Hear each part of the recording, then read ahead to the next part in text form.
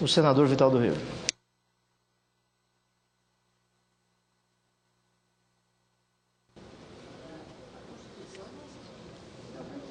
Senhor presidente, senhoras e senhores senadores, senhor presidente Pedro Táxi, estava vindo de carro para o Senado nessa segunda-feira após o Carnaval, quando na verdade estamos começando os nossos trabalhos, porque começamos depois do recesso com a eleição da mesa diretora da Câmara do Senado, houve uma interrupção. E, na verdade, agora estamos retomando os nossos trabalhos. E vim ouvindo o discurso do senador Aloysio Nunes, um discurso bem elaborado, substantivo, fundamentado, sobre a preocupante situação da Petrobras, que é uma das nossas maiores empresas. Empresa de economia mista, porque ela pertence ao governo e pertence a milhões de brasileiros. Milhões acionistas.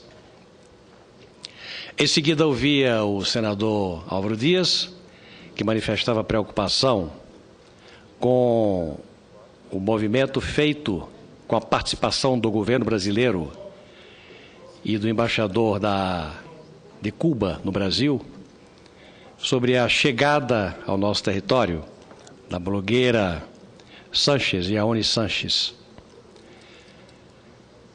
Todos esses são fatos que nos preocupam de forma tópica. Mas a mim, senador Fernando Collor, me preocupa sobremaneira é a questão conjuntural do Brasil, a questão macro. A Petrobras é uma questão mega complicada, que afeta a economia do Brasil, pelos tentáculos que a Petrobras tem com empresas privadas, prestadores de serviço. Mas o que me preocupa é a questão macroeconômica do Brasil. E explico a vossas excelências a minha preocupação. Senador Pedro Táxi, até 2008, o mundo viveu momentos de bonança. Depois sobreveio uma crise, onde todos, sem exceção, sofreram. Até 2008, o Brasil nadou de braçada. Quem não lembra dos recordes sucessivos de arrecadação.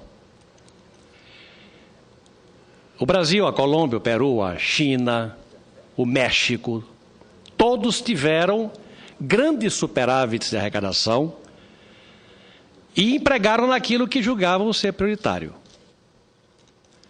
O México investiu na sua infraestrutura, a Colômbia fortemente nisso, o Chile fortemente nisso, a China muito fortemente nisso. E por aí vai. Se prepararam para ser competitivos, porque, na minha concepção, da crise de 2008, vai resultar competitivo quem for efetivamente competitivo por ter carga tributária civilizada, por ter nível de educação aprimorado, por ter burocracia simplificada, por ser competitivo por condições sustentadas, como a China o é, como a Alemanha o é, como os Estados Unidos, onde tudo surgiu em matéria de crise, estão mostrando que vão dar a volta por cima. Muito bem. Alguns países investiram fortemente para serem competitivos passada a crise. O Brasil fez uma opção. O Brasil teve enormes superávites fiscais. Boa parte, investindo na questão social, que eu não recrimino, pelo contrário. Criou o Bolsa Família, levando não digo complemento, mas levando uma renda, ainda que artificial, não sustentada, para milhões de brasileiros que, das estatísticas internacionais, apareceram como brasileiros que saíram da miséria. Ótimo, aplausos, aplaudo, fortemente aplaudo. Mas o Brasil se descuidou de fazer o dever de casa, olhando para o futuro, tendo em mente que futuro se faz com planejamento e com visão. O Brasil não investiu em estradas, portos, aeroportos. O Brasil não investiu na diminuição da carga tributária, que poderia tê-lo feito. não investiu na qualificação dos seus quadros, não investiu na desburocratização do sistema administrativo brasileiro. Pelo contrário, enredou-se cada vez mais em blocos político-comerciais como o Mercosul, que hoje estão mostrando ter dado nágua. Porque nós somos parceiros, senador Fernando Collor, queira ou não queira, de países como a Argentina, que, me desculpe, tem um governo demagogo, populista, que controla a economia pela força da imposição. O preço lá é manietado, é operado. A inflação é trabalhada, é operada, não é a real. E é buliçosa. Na relação internacional, ela é arestosa. E na medida em que o Brasil fica solidário no bloco do Mercosul em matéria de acordos multilaterais e não bilaterais com a União Europeia ou com os Estados Unidos, se associa ao bloco do Mercosul, herda tudo que a Argentina, que a Venezuela inocularam de venenoso na relação internacional. Há este fato que, além do mais, nos preocupa. Mas o que me preocupa sobremaneira são constatações como as que eu vejo.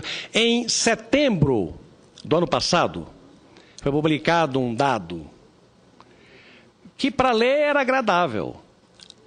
Os gastos de brasileiros no exterior chegam a quase 15 bilhões de dólares. Como vinha uma base de 1,5, 1,8 bilhão de dólares por mês, deve ter chegado ao final do ano de 2012 perto de 20 bilhões de dólares. Curioso é que o jornal O Globo de hoje noticia que em 2012, a indústria brasileira, que é a antena, é o mastro que significa competitividade de um país. É onde o Brasil, onde um país mostra se é ou não competitivo. Se adotou ou não posturas que façam dele um elemento competitivo no contexto internacional.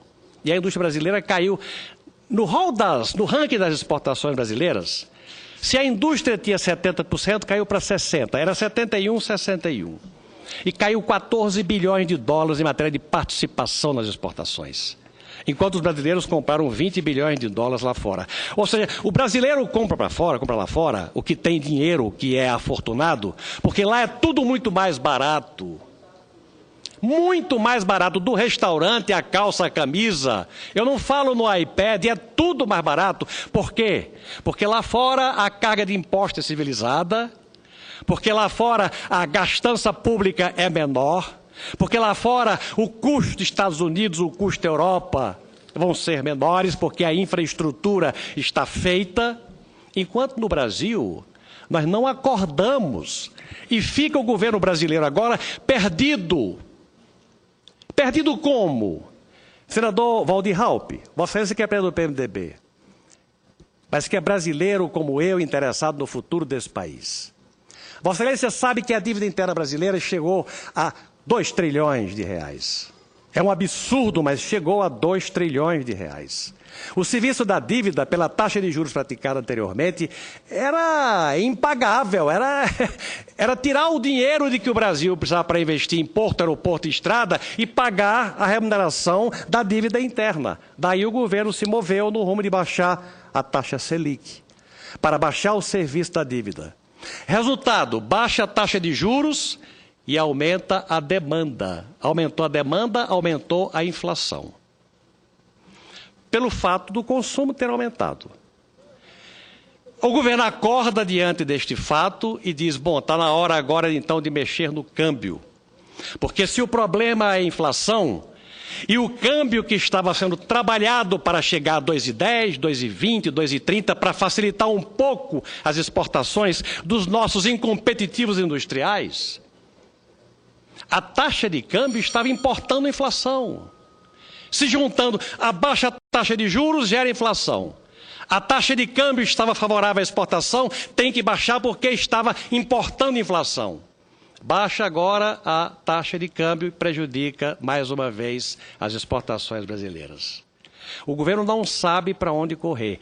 Deveria ter aprendido com aqueles, como a Colômbia, como o Peru, como o Chile. Eu não quero falar na China, Não quero falar na Coreia, quero falar nos vizinhos, na América do Sul, aqueles que estão dando certo.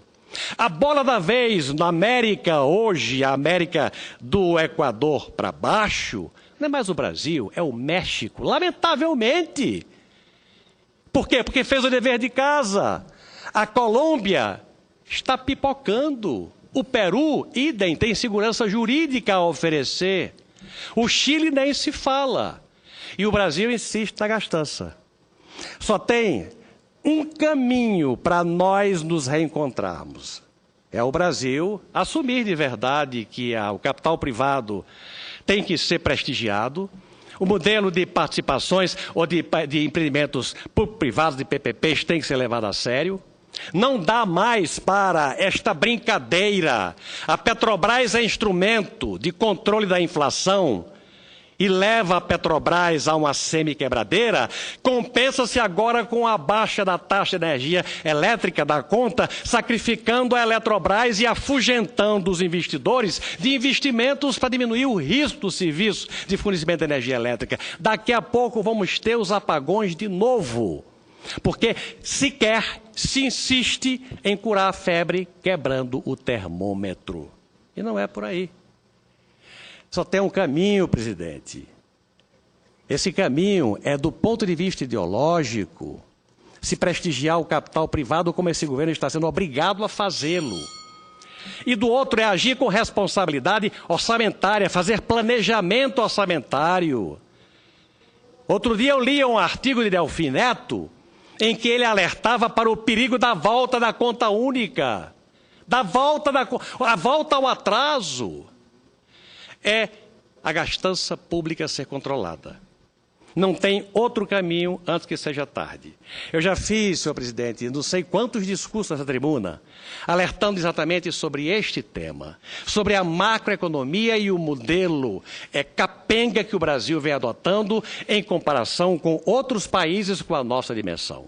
E eu vou continuar insistindo antes que seja tarde. Obrigado, presidente. Falará o senador.